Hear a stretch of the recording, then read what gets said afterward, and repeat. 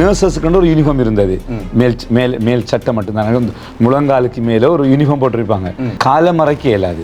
எந்த ஒரு முஸ்லீமும் இப்படி நர்ஸுக்கு போறல. இப்போது இருக்கக்கூடிய இந்த இனவாத பிரச்சனைகள் இருந்ததா? முதலில் அந்த அளவு இனவாத பிரச்சனை இருக்கல. இப்போது இருக்கக்கூடிய அந்த அளவு அப்படி எதுவுமே இருக்கல. இது தொடர்பாக இந்த விவாதம் இந்த பிரேரணை முன் வச்ச உடனே பார்லிமெண்ட்ல பல கருத்துக்கள் அப்ப வந்துச்சு. அவற்றை பேசுவோம். இது தனிநபர் பிரேரணையை விரும்பவில்லை. இது தேவையா? அஸ்தூர் ஹஜர் அப்ப ஸ்டேட் மினிஸ்டர், அவர் ராஜாங்க அமைச்சர், முஸ்லீம் கலாச்சார அமைச்சுக்கு அவர் சொல்றாரு, அதுல இது நான் கொண்டு வர வேண்டிய பில், இது எங்களோட கடமை. இது டிக் செஞ்சய் பெரேரா அப்ப இது மினிஸ்டர். இது சிங்களாக்களுக்கு நல்ல மெசேஜ் வந்தாய். ஏன் சிங்கள மக்களுக்கு மீது நீங்க அனுமதிக்க கூடாது, கால் சட்டை கொண்டு வரது எங்களுக்கு சிங்களாக்களுக்கு நல்லது. அப்ப இந்த தனிநபர் பிரேரணை NTSக்கு சம்பந்தப்படாதா? அது போட்டாங்க ஆரம்பத்தில், பெட்டிக்குலாம் பிரச்சனை இருக்கல. எங்கடாக்கள் போட்டு வந்துச்சு, சில பிள்ளைகள் போட மாட்டாங்க, போட்டாங்க. அப்படி அது நாங்கள் கட்டாயப்படுத்தல, முஸ்லீம் பெண்களுக்கு போடலாம், அவ்வளவுதான்.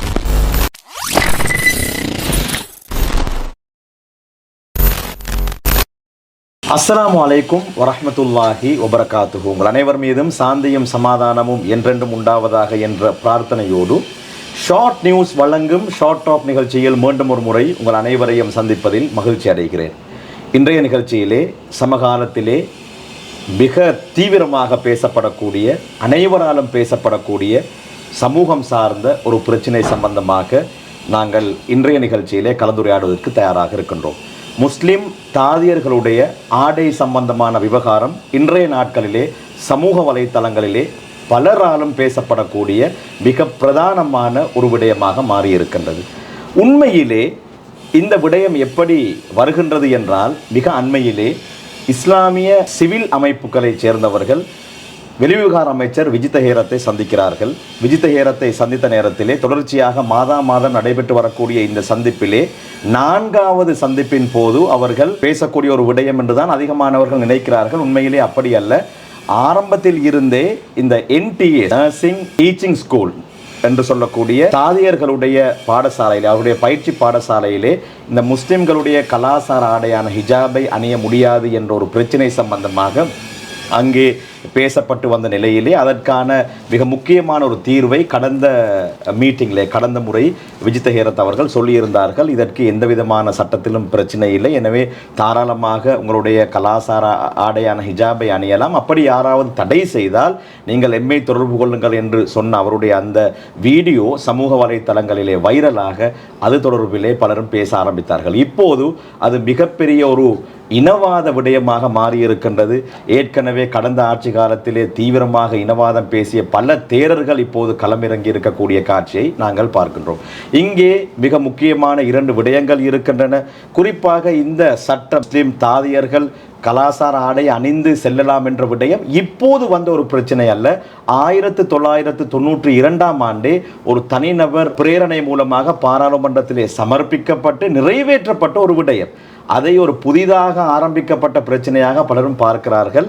எனவே நாங்கள் 1992ஆம் ஆண்டு தனிநபர் பேரணையாக இதனை பாராளுமன்றத்திற்கு கொண்டு வந்தவர் ஸ்ரீலங்கா முஸ்லிம் காங்கிரஸின் அப்போதைய இளம் பாராளுமன்ற உறுப்பினர் கலாநிதி MLAM ஹிஸ்புல்லா அவர்கள் நேரடியாக அவர்களுடைய வீட்டுக்கே வந்திருக்கின்றோம். இந்த பிரச்சினை எப்படி அந்த காலத்திலே ஆரம்பித்தது, இது என்ன விடயம் என்பதை சமூகமயப்படுத்துவதற்காக வந்து, எனவே அவசரப்பட்டு என்னுடைய ஆரம்ப இந்த உரையை பார்த்து உங்களுடைய கருத்துக்களை பகிராமல் முழுமையாக பாராளுமன்ற உறுப்பினர் அவர்கள் என்ன சொல்ல போகிறார்கள் என்பதை தெளிவாக தெரிந்து கொண்டு உங்களுடைய கருத்துக்களை பகிர்ந்து கொள்ளுங்கள் என்பதை ஞாபகப்படுத்திக் கொள்கிறேன். அதிகமானவர்கள் இல்லாத பிரச்சனையை இவர்கள் மீண்டும் தேடி எடுக்கிறார்கள், அல்லது எதிர்கட்சியிலே இருக்கக்கூடிய ஒரு பாராளுமன்ற உறுப்பினர் இப்போது இதனை பூதாகரமாக மாற்ற முயற்சிக்கிறார் என்றெல்லாம் நீங்கள் உங்களுடைய கருத்துக்களை பதிவிடுவீர்கள் என்று எனக்கு தெரியும். எனவே இந்த நிகழ்ச்சியை முழுமையாக பார்த்ததற்கு பின்னால் உங்களுடைய கருத்துக்களை கமெண்ட் பகுதியிலே பதிவு செய்யுங்கள் என்பதை ஆரம்பத்திலேயே ஞாபகப்படுத்திக் கொண்டு பாராளுமன்ற உறுப்பினர் கலாநிதி MLAM ஹிஸ்புல்லா அவர்களை நிகழ்ச்சிக்குள் சலாம் கூறி அன்போடு வரவேற்றுக் கொள்கிறேன்.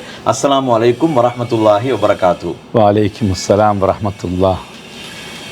நான் பல சந்தர்ப்பங்களிலே உங்களுக்கு தனிப்பட்ட முறையிலே நன்றி தெரிவிக்க வேண்டும் என்று நினைத்திருக்கின்றேன். அதாவது இன்றைக்கு 3 தசாப்தங்களுக்கு முன்னால் இந்த பிரச்சனை என்றாவது ஒரு நாள் வெடிக்கும் என்பது உங்களுக்கு தெரியும். எனவே கலாசார அடை சம்பந்தமான விடயத்திலே அப்போதைய 3 தசாப்தங்களுக்கு முன்னால் தூர நோக்கத்தோடு இது பற்றி பேசி நீங்கள் பாராளுமன்றத்திலே இந்த விடயத்தை இப்போது முடித்து விட்டீர்கள். இது ஒரு புதிய விடயமாக இன்று இந்த அரசாங்கம் முஸ்லிம் சமூகத்திற்கு வழங்கிய ஒரு மிகப்பெரிய ஒரு வெகுமதியாக இன்று சிலர் பார்க்கிறார்கள். எனவே முதலிலே 1992 காலப்பகுதியிலே ஒரு தனிநபர் பிரேரணையாக நீங்கள் பாராளுமன்றத்திலே இதனை கொண்டு வருவதற்கான பிரதானமான காரணம் என்ன? பிஸ்மில்லாஹிர் ரஹ்மானிர் ரஹீம். உண்மையிலே 1989ஆம் ஆண்டு எம்பியாக வந்ததிலிருந்து அந்த 89, 90, 91 காலப்பகுதிகளிலும் இதே பிரச்சனை இருந்தது. அதாவது இப்போ இருக்கக்கூடியது இல்லை, இன ரீதியான பிரச்சனை அல்ல. முஸ்லிம் உண்மை நர்சஸுக்கு ஒரு யூனிஃபார்ம் இருந்தது. மேல் சட்டை மட்டும்தான், முழங்காலுக்கு மேலே ஒரு யூனிஃபார்ம் போட்டிருப்பாங்க, காலமறைக்க இயலாது. அப்போ அந்த பிரச்சனை அது இருந்ததால அப்படி ஒரு அதுதான் யூனிஃபார்ம் அண்டு ஹெல்த் மினிஸ்ட்ரியில் ஒரு கைட்லைன்ஸில் இருந்ததால முஸ்லீம் பெண்கள் தாதியர்களாக போக இயலாது. அப்படி போறா கால் சட்டை அணியணும். இப்ப கால் சட்டை அணிய இயலாதானே, ஆகவே யாரும் போறல. அது ஒரு பிரச்சனை அல்ல அப்ப. ஆனா எந்த ஒரு முஸ்லீமும் இப்படி நர்ஸுக்கு போறல, ஏனென்றா அணிய துறைகளுக்கும் செல்லக்கூடிய அப்ப நாங்களும் சுகாதார அமைச்சரோட தான் பேசணும். அந்நேரம் இருந்தாங்க ஜோ பெர்னாண்டோ செக்ரட்டரி இருந்தார் அந்நேரம். அந்த டிபார்ட்மெண்ட்ல அவருடைய பேசினோம். இல்லை, இதுதான் கைட்லைன்ஸ் யூனிஃபார்ம், இதுக்கு மேல நாங்கள் அனுமதிக்கலன்னு அவங்க சொன்னாங்க. அப்போ ஆகவே தான் பிறகு 90ஆம் ஆண்டு இனக்கலவரம் அந்த காலத்திலே இப்போது இருக்கக்கூடிய இந்த இனவாத பிரச்சனைகள் இருந்ததா? முதலில் அந்த அளவு இனவாத பிரச்சனை இருக்கல. இப்போது இருக்கக்கூடிய அந்த அளவு அப்படி எதுவுமே இருக்கல. அப்போ ரணசிங்க பிரேமதாசர் ஆட்சி காலத்தில் அப்படி ஒன்றுமே இருக்கல. ஆனால் திரும்பி 90ஆம் ஆண்டு இனக்கலவரம் வந்துச்சு வடகிழக்கில். வடக்கில் இருந்து முஸ்லீம்கள் வெட்டி அடிக்கப்பட்டது, கிழக்கில் அடிக்கிற முஸ்லீம்கள் எல்லாம் பள்ளிவாசல் அங்கே படுகொலைகள் அது இது வந்த உடனே அந்த முஸ்லீம் வைத்தியசாலைகள், கிழக்கு முஸ்லீம் வைத்தியசாலை வேலை செய்கிறதுக்கு நர்ஸே இல்லாத அவ்வளோ பிரச்சனை வேணும்னா தமிழ் நர்ஸ்மார், முஸ்லீம்கள் நர்ஸ் இல்லை. எங்கேயாலும் ஒரு ஆள் 2 பேர் இருப்பாங்க, வேறு நர்ஸே இல்லை. மொத்த இலங்கையிலே 100 நர்ஸ் கூட இல்லை நேரம் நாங்கள் பார்த்த நேரம். அப்போ அந்த நேரத்தில் முஸ்லீம் பெண்களும் கட்டாயம் வைத்தியசாலைகளில் போய் தாதியராக பணிபுரிய வேண்டிய ஒரு தேவை ஏற்பட்டது. ஆகவே தான் சட்டத்தால் மட்டும்தான் இதை கொண்டலாம்னு சொன்னாங்க. ஆகவே தான் நான் பலருடைய ஆலோசனையின் பிரகாரம் நான் ஒரு சட்ட மூலத்தை பாராளுமன்றத்தில் முன்வைச்சு அது தொடர்பில் நாங்கள் நிறைய டிஸ்கஸ் பண்ணினோம். இது தொடர்பாக இந்த விவாதம் இந்த பிரேரணை முன்வச்ச உடனே பார்லிமெண்ட்ல பல கருத்துக்கள் அப்போ வந்துச்சு. அவற்றை பேசுவோம். அதற்கு முன்னால் பாராளுமன்றத்திலே ஒரு சட்டத்தை 2 விதமாக நிறைவேற்றலாம். ஒரு தனிநபர் பிரேரணை மூலமாக அல்லது அரசாங்கம் நேரடியாக ஒரு சட்டத்தை கொண்டு வந்து, நீங்கள் இந்த முக்கியமான எங்களுடைய சுதந்திரத்தை தனிநபர் பேரணையாக நீங்கள் கொண்டு வந்து தான் நிறைவேற்றுகிறீர்கள். அந்த காலத்திலே யார் ஸ்பீக்கராக இருந்தது, யாரெல்லாம் இதற்கு பேசினார்கள் என்ற விடயத்தை நான் நினைக்கிறேன் நீங்கள் லைப்ரரியிலே இருந்து ஹென்சாடையும் கொண்டு வந்திருக்கிறீர்கள். இதனை காட்டியே சொல்லுங்கள். உண்மையிலேயே அந்த நேரத்திலே சுகாதார அமைச்சராக இருந்தவர் கௌரவ முன்னாள் அமைச்சர் ரேணுகா ஹேரத் அவர்கள் என்னோட மிகவும் நெருக்கமாக என்னோட நிறைய மட்டக்களப்பு மாவட்டத்திலே நிறைய உதவிகளை செய்தவர், நல்லவர். ஆனால் அவர் கொஞ்சம் விரும்பவில்லை இதை. இது தனிநபர் பிரேரணையை விரும்பவில்லை. இது என்னோடு நான் அவரோடு பேசும்போது இல்லை, இதிலே சில பிரச்சனைகள் இருக்கிறது. சில நேரங்களில் வைத்தியசாலைகளிலே 2 விதமான ஆடைகள் என்ற ஒரு பிரச்சனை வரும். ஆகவே இது தேவையா இல்லை என்று அவர் மறுக்கவில்லை. இது தேவையா, இதை பற்றி வேறு ஏதாவது செய்ய முடியுமான்னு தான் பேசினார். அப்போ நாங்கள் சொன்னோம், உங்களுக்கு கால் சட்டை இல்லைண்டா சாரி அனுமதிக்கத்தான் நீங்கள் அனுமதிக்கணும். அது இன்னுமே ஒரு வித்தியாசத்தை கொடுக்கும். இது ட்ரௌசர் ஒன்று போட்டதால பெரிய விஷுவார்ன்னு காய்ச்சினா அது புறம் அவர் கொஞ்சம் விரும்பாத சூழ்நிலையிலே அப்போதைய ஜனாதிபதி ரணசிங்க பிரேமதாச அவரை போய் நாங்கள் சந்தித்தோம். நான் எதிர்கட்சியில் நாங்கள் இருந்தோம், தலைவர் அஷ்ரப் சார் தலைமையில் எதிர்கட்சியில் இருந்தோம். இருந்தாலும் நாங்கள் அரசாங்கத்தோடு சேர்ந்து வேலை செஞ்சோம். அந்த டைமில் அவரை போய் நான் சந்தித்து பிரசிடென்ட் சொன்ன ஜனாதிபதி இந்த பிரேரணை கொண்டிருக்கோம், இது உண்மையிலேயே முஸ்லீம்களுக்கு கட்டாயம் தேவைப்படும். எங்களோட மார்க்கத்துக்கு அப்பால் நாங்கள் போயிடாது. ஆகவே முஸ்லீம் பெண்கள் நர்ஸ் இல்லை நாட்டில், அப்போ முஸ்லீம்களும் அவங்களுக்கு அந்த உரிமை வழங்கப்படணும். ஆகவே இது உரிமை வழங்க சொன்னால் அவரை ஏற்றுக்கொண்டார். Very reasonable. இது ஒரு கம்யூனிட்டிக்குரிய culture. Premadas accepted is no, this is no nothing wrong. இது ஒரு கல்ச்சர், அவங்களோட ரைட்ஸ். இது அவரே சொன்னார் பிரசிடென்ட், வேறு நாடுகளில் எல்லாம் இப்போ சீக் தொப்பியை போடலாம், அவன் தலை பார்க்கறதுக்கு இந்தியாவில் அனுமதி கொடுத்திருக்கலாம் அவர் சொன்னார். ஆகவே it's not issue, so we will talk என்று சொன்னார். உடனே ரேணுகா ஹேரத் கௌரவ அமைச்சரே மின்னியமானதை பேசினார். கௌரவ அமைச்சருக்கு ஆலோசனை வழங்கினார் ஜனாதிபதி. There's no issue, you support this for this and. அதுக்கப்புறம் இது உடனடியாக குரூப் மீட்டிங் எடுத்தாங்க. அப்போ குரூப் மீட்டிங் நடக்கும், அந்த அதில் எடுத்தாங்க பார்லிமெண்ட் விவாதத்துக்கு முந்தி. அதில் சொன்னார் ஜனாதிபதி, இது ஹிஸ்புல்லா சார்பிச்சுக்கிற பேருன்னு வெரி ரீசனபிள், எல்லாரும் நீங்கள் இதுக்கு ஓட் பண்ணுங்க, எல்லாரும் சப்போர்ட் பண்ணுங்கன்னு சொன்னார் ஜனாதிபதி. அதோட ஆகஸ்ட் மாதம் 7ஆம் தேதி 1992ஆம் ஆண்டு இந்த பிரேரணை எடுக்கிறேன்னு தீர்மானிக்கப்படும் பார்லிமெண்டால். எடுத்து உள்ளால் விவாதம் நடக்க மாட்டேங்க. அப்படிதான். அப்போ சபாநாயகர் அல்ஹாஜி மெச்மோட் மறைந்த அவர் தான் சபாநாயகர். அப்போ அவர் தான் தலைமை தாங்கினார்.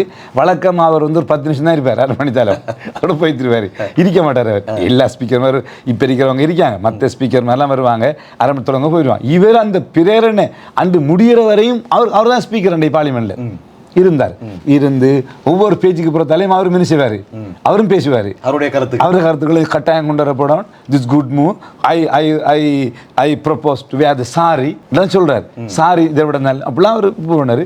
அப்போ அதில் ஒரு அந்த விவாதிக்க நான் தான் பிரேரணை முன்மொழிஞ்சு நான் பேசுகிறேன். சூரத்து நூறா, சூரத்துல் முஃமினூன், பல சூறாக்கள் இருக்கிற பெண்கள் சம்பந்தமான ஆடைகள் சம்பந்தமான விஷயங்களை தான் அல்குர்ஆன் வசனங்களை ஓதி முழுக்க நான் ஓதி அதில் இங்கிலீஷ் மொழிபெயர்ப்புகளையும் சொல்லி நான் உடனடியாக பார்லிமெண்ட்டில் அதை பற்றி நான் பேசினேன், விஷயங்களையும் பேசினேன் நான். அதுக்கப்புறம் இந்த ஐக்கிய தேசிய கட்சியில் எம்பியாக இருந்தார் மிஸ்டர் ஆமித் அண்டு, கொழும்பு எம்பி ஆமித். அவர் மௌத்தா போயிட்டார், இல்லை மனைமனெல்லாம் மௌத்தாயிட்டாங்க. அவருடனே ஆமோதிச்சு பேசினார்.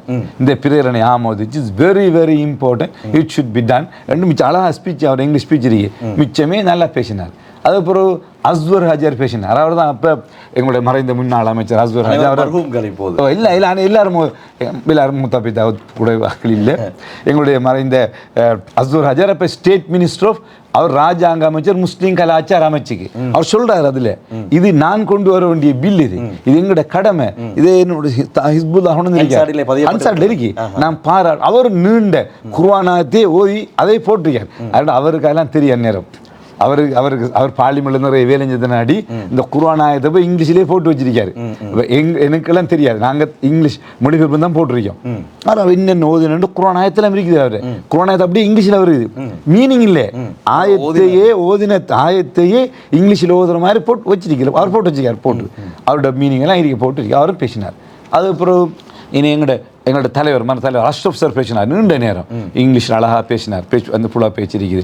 ரேணுக்கு ஆயிரத்தாக்கெல்லாம் எம்பிமார் சிங்கள எம்பிமாரெலாம் குறுக்க எடுத்தாங்க. அதுக்கு அவரும் பதில் அளித்தார், நாங்கள் பதில் அளித்தோம். எங்களுடைய முன்னாள் பிரதி அமைச்சர் அபூபக்கர் ஹாஜியார் அவர் பேசுகிறார், இதில் இந்த கட்சியில் பேசுகிறார். எங்களோட ருவான்வேல்ல மருகும் ஃபாரூக் எம்பி ஃபாரூக் நீண்ட நேரம் சிங்களத்தில் பேசுகிறார். அவர் பேசக்குள்ள டிக்சஞ்சய் பெரேரா, அப்போ இது மினிஸ்டர், அவர் எழும்பி சொல்கிறார் என்னென்னா, அந்த இது சிங்களாக்களுக்கு நல்ல மீது அவர் சொல்கிறார். அவர் சிங்கள மெசேஜ் ஹொந்தாய், ஏன் சிங்கள மக்களுக்கு மீது நீங்கள் அனுமதிக்க கூடாது, கால் சட்டை கொண்டு வர்றது எங்களுக்கு சிங்களாக்களுக்கு நல்லது, அது நல்ல அது. ஆகவே ஏன் சிங்களாக்களுக்கு மீது நீங்கள் அனுமதிக்க கூடாதுன்னு டிக்சன் மினிஸ்டர் அவரும் எழும்பி பேசுகிறாரு.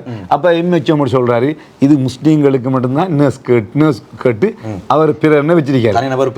அவர் பிரேரணைன்னு சொல்கிறாருண்டா முஸ்லீம்களுக்கு மட்டும்தான் காய்ச்சட்டை கூட கட்டிருக்கார். அதோட நான் மன்னிப்போம், அதுக்கு வெளியே அவர் எம்எச்எம் சொல்றார் ஸ்பீக்கர் இங்கிலீஷ்ல. So we limit the without going to the outside, இன்னும் வேற பிரச்சனை உண்டாக்கப்படாது அப்படின்னு சொல்றார். அப்படியே அந்த பிரேரணை நிறைய எம்பிமார் எல்லாரும் பேசி கடைசியில் ரேணுக்காக நீண்ட பதிலளிச்சு பாராளுமன்றத்தில் பிரேரணையை வாக்கெடுப்பு கொடுறாங்க. ஒரு எம்பியும் எதிர்ப்பு இல்லை, எல்லா எம்பிமாருமே சிங்கள தமிழ். ஜோசப் பரராஜசிங்கம் அவர் பேசுறார், மை கலீக், நான் அவர் பர்டிகுலர் எம்பி நண்பர், my colleague Hizbullah brought this bill, this is very important. அவங்களோட கல்ச்சர், எவ்வொரு கம்யூனிட்டிக்கும் அவங்களோட கல்ச்சர் ஐடென்டிட்டியை பாதுகாக்கணும். நான் தமிழ் மக்கள் சார்பில் அவர் சொல்றார், Tamil community I support this bill. அவங்களும் ஃபுல் சப்போர்ட், எல்லா தமிழ் எம்பிமாரும் எல்லாரும் ஆதரவளித்து ஏகமானதாக என்ன செய்யுது, இதில் சொல்றது கொஸ்டின் புட் எக்ரீட் ஏற்றுக்கொள்ளப்பட்டாச்சு. இந்த அன்சாரில் அப்படியே ஃபுல்லாக சட்டமாக்கப்பட்டிருக்கு. ஆகவே அதுக்கு பிறகு நான் என்ன செஞ்சேன்டா, இந்த சட்டம் மூலத்தை உண்மையிலே சுகாதார அமைச்சும் இதுக்கு ஒரு சேர்க்குலர் வெளியிட்டிருக்கணும். அவங்க வெளியிட்டா தெரியல எனக்கு. நான் எல்லா ஹாஸ்பிட்டல் எல்லாத்துக்கும் இந்த கடிதம் வச்சு நான் கடிதம் அனுப்பினேன். அதுக்கப்புறம் எந்த பிரச்சனையும் இல்லை. எல்லா கிழக்கு மாகாணத்தில் எல்லா இடங்களில் Kalathur hospital, candy hospital, Colombo எல்லாம் செக் பண்ணது. நான் எங்கேயுமே பிரச்சனைகளை நானும் எல்லா ஹாஸ்பிட்டலுக்கும் பேஷண்ட் கொழும்பு ஹாஸ்பிட்டலுக்கு போய் பேஷண்ட்டை பார்க்க போகிறேன். முஸ்லீம் பெண்கள் என்ன செய்வாங்க, காட்சட்டை போட்டு விடுவாங்க. எனக்கு ரொம்ப ஸோ ஹாப்பி நம்ம கொண்டு வந்து பிரேரணையாலே போட்டுருக்காங்களேன்னு நான் கேண்டியை போகிறேன். எல்லா இடமும் நான் பேஷண்ட்டை பார்க்குறது களத்தூர் போயிருக்கேன், கொழும்பு போயிருக்கேன், எவ்வளோ ஹாஸ்பிட்டலுக்கு போகிறேன், எங்கே போனாலும் போட்டிருப்பாங்க. ஒரு பிரச்சனை இருக்கல. ஆனால் லாஸ்ட் 5 இயர்ஸாக ஒரு பிரச்சனை வந்துச்சு. NTSல நர்சிங் ட்ரைனிங் ஸ்கூலில் இந்த கால் சட்டையை போடுறதுக்கு அனுமதிக்காங்கல்லன்னு சில முறைப்பாடு வந்துச்சு. அப்போ இந்த தனிநபர் பிரேரணை NTSக்கு சம்பந்தப்படாதா? NTSக்கு சேர்ந்தா வைத்தியசாலைகள்னு நாம சொல்லியிருக்கோம். அந்த பிரேரணையில் வைத்தியசாலைகளில் என்ன செய்யணும், தாதியர் அனுமதிக்கணும்னா நம்மளோட பிரேரணை சொல்லுது. NTS சொல்லல. பட் NTSங்கிறது ஒரு ட்ரைனிங் ஸ்கூல் தானே. சுகாதார அமைச்சுக்களை வாரது அவங்க அதை சொல்லல. அது அவங்க சொல்லலாம், சட்டத்தை வச்சு சொல்லலாம். No, we are not coming under this. this is only for the hospitals ன்னு சொல்லலாம். எனக்கு சொன்னாங்களா தெரியல, சொல்லலாம். எனவே தெளிவாக NTSல ஒரு பிரச்சனை இருக்கிறது. அப்படி ஒரு பிரச்சனை இருந்து வருது, அது எனக்கு தெரியும். சரி, இப்போ லாஸ்ட் 5 இயர்ஸாக கொஞ்சம் பிரச்சனை கூட போட்டார்கள், போடப்படா அப்படி இப்படின்னு சொல்லி. ஏன்னா அது போட்டாங்க ஆரம்பத்தில், பெட்டிக்குலாம் பிரச்சனை இருக்கல. எங்கடாக்கள் போட்டு வந்துச்சு, சில பிள்ளைகள் போடாம போட்டாங்க. அப்படி அது நாங்கள் கட்டாயப்படுத்தல, முஸ்லீம் பெண்களுக்கு போடலாம், அவ்வளோதான். கட்டாயம் இப்போ சில ஊர்களில் முஸ்லீம் பெண்கள் போட தவிர அதுக்கு நான் ஒன்றும் செய்யலாது, அது அவங்களோட விருப்பம் அது. பட் எனிவே சில பெண்கள் என்னஞ்சாங்கன்னா அதுக்கு மேலே லாங் நர்ஸை போட்டாங்க, அந்த சாக்ஸ் நர்ஸ் மாதிரிலாம் லாங் சாக்ஸை போட்டாங்க, அப்படி போனாங்க. ஆனால் இப்போ NTS இஷ்யூ லாஸ்ட் 5 இயர்ஸாக கொஞ்சம் இஷ்யூவாக வந்துச்சு. இருந்தாலும் நான் என்னோட சொல்லப்பட்டுச்சு, என்னோட பிள்ளைகள் கோல் எடுப்பாங்க. எங்கேயாவது எனக்கு தொடர்ச்சியாக எங்கேயாவது ஒரு ஹாஸ்பிட்டலில் காலியில் மாத்திரை ஹம்பாந்தோட்டை யாராவது நர்ஸ் போடுறத எங்கேயாவது ஒரு இடத்துல எதிர்த்தாண்டா எனக்கு கொஞ்சம் கோல் எடுப்பாங்க. சார் இப்படி நாங்கள் போனோம், போட விட்றாங்கல்ல, சட்டத்தில் இடம் இருக்கு என்று சொல்கிறாங்க. அப்போ நான் உடனே அங்கே எம்பியை பிடிச்சுன்னு செய்வேன். நான் கதைப்பேன், நான் பார்லிமெண்ட்டில் எப்படி எம்பியை கண்டு நான் மேமத்தினாலும் மே பிரச்சனை தினப்பட்ட கதாக்குறேன், மே பிரச்சனை ஆக்கிறேன். நான் அப்படி தான் காய்ச்சி அவங்க எம்பிமார் காய்ச்சி செட்டில் பண்ணுவாங்க. அப்போ 1992ஆம் ஆண்டு உங்களுடைய தனிநபர் பிரேரணை மூலமாக அனுமதிக்கப்பட்ட இந்த விடயம் இப்போது இருக்கக்கூடிய இந்த ஆனந்த முருத்தெட்டுவை தேரர், அந்த தாதியர் சங்க நாயக்கரின் தொழிற்சங்க தலைவர், இது போன்றவர்களுக்கு தெரியாதா? அவர்களுக்கு தெரியாமல் இருக்க முடியாது. ஏன்னா அவருக்கு தெரிஞ்சுதானே நர்சஸ் எல்லாம் போடுறாங்க தானே இலங்கை முழுக்க. அப்போ அதை எப்படி அவர் தெரியான்னு சொல்கிறது? இப்போ ஒரு புதுசாக இந்த இஷ்யூ வந்திருக்குது. ஆகவே இதை அவங்களுக்கு தெரியாமல் இருக்கல. என்னடா தெரியாமல் இருந்தால் தானே எப்படி நாங்கள் எப்படி உலகாலம் போட்டுறோமே. சரி, இப்போ போல கிட்டத்தட்ட நான் கொண்டு வந்து 92 33 வருஷமாச்சு. மீண்டும் இந்த பிரச்சனை பூதாகரமாக வெடிப்பதற்கான காரணம் என்ன? முஸ்லிம் சிவில் அமைப்புகள் எல்லாம் ஒன்று சேர்ந்து வெளிவிவகார அமைச்சர் விஜித ஹேரத்தை சந்திக்கிறார்கள். இதில் ஒம்சாவை பிரதிநிதித்துவப்படுத்தக்கூடிய ஒரு மாணவி தான் இந்த பிரச்சனையை பேசுகிறார். ஆனால் நான் நினைக்கின்றேன் அவர் சொன்ன விடயம் NTS உடைய விடயம். ஆனால் இந்த ஹாஸ்பிட்டல்களில் இதுவரைக்கும் பிரச்சனை இருப்பதாக உங்களுக்கு ஏதேனும் செய்திகள் வந்திருக்கின்றன? பெரிய அளவு எங்களுக்கு செய்தோன்னு வரல. அப்படி பெருசாக அனுமதிக்கலன்னு யாரும் எங்கள்கிட்ட சொல்லலை. சொன்னாங்கண்டா உடனே நாங்கள் அட்டென்ட் பண்ணுறோம். அப்படி நான் அப்படி விஷயம் அது இப்போ இல்லை, சும்மா இப்போ யாரும் 1-2 வரும். அது நார்மலாக இருந்துச்சு. இப்போ லாஸ்ட் 33 இயர்ஸ் ப்ராக்டிஸில் அடிக்குது. பட் ஸ்டில் இன்னும் இருந்தும் சில வைத்தியசாலைகளில் இருக்கலாம், அனுமதிக்காமல் இருக்கலாம், பிரச்சனை இருக்கலாம். பட் அது இருந்தால் சம்பந்தப்பட்ட ஆக்களோட நாங்கள் பேசின்னு சொல்லணும், அதை திருக்கணும். இது ஒரு பெரிய இஷ்யூ ஆக்க வேண்டிய அவசியம் இல்லை. NTSஐ கிளியராக சொல்லணும். இந்த விஷயத்தில் சுகாதாரமாக நான் பார்த்தேன். கௌரவ விஜித ஹேரமத் வெளிநாட்டு அமைச்சரும் அதில் இன்னும் இஷ்யூ, அவங்க வியாபாரம் பண்ணலாம் அந்த ட்ரெஸ்ஸை, அவங்களோட கல்ச்சர்ன்றதான் அவர் பதிலளிச்சது. அதுக்கு எந்த பிரச்சனை சொன்னார். ஆகவே அவருடைய கருத்தின்படியும் எந்த ஒரு பிரச்சனையும் தெரியலை. நான் இன்ஷா அல்லாஹ் இது சம்பந்தமாக பாராளுமன்றத்திலையும் கட்சி தலைவர்கள் என்ற இந்த மேட்டர் ஆஃப் இம்பார்ட்டன்ஸ் 27 இந்த பிரச்சனையை பார்லிமெண்ட்ல நான் ரைஸ் பண்ணுறதுக்கு ஆயத்தமாக கொண்டிருக்கேன். எதிர்வரும் வாரத்தில் நான் கொடுக்கறதுக்கு மோஷன் கொடுத்துக்கேன். நான் இதை நடைமுறைப்படுத்த இந்த பிரச்சனை நானும் மேட்டர் ஆஃப் இம்பார்ட்டன்ஸுக்குள்ள ரைஸ் பண்ணுறதுக்கு மோஷன் கொடுத்துருக்கேன்.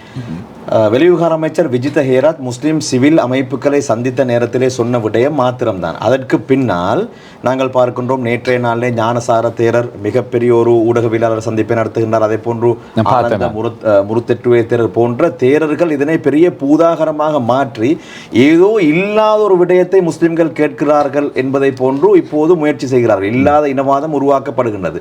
இன்னும் ஒரு புறத்திலே முஸ்லிம்கள் சிலர் இல்லாத பிரச்சனை இவர்கள் ஏன் பேசினார்கள், இது பேச போய் தான் இது இப்போது பேசு பொருளாக மாறி இருக்கின்றது என்றும் பேசுகிறார்கள். இந்த கட்டத்திலே வெளிவிவகார அமைச்சர் விஜித ஹேரத் அல்லது அரசாங்கம் தெளிவாக இந்த விடயத்தை ஏற்கனவே 1992 ஆண்டு வழங்கப்பட்ட அனுமதி என்பதை தெளிவாக ஒரு ஊடகவியலாளர் சந்திப்பை வைத்து சொல்லாமல் இருப்பதும் இங்கே ஒரு பிரச்சனையாக இருக்கின்றது.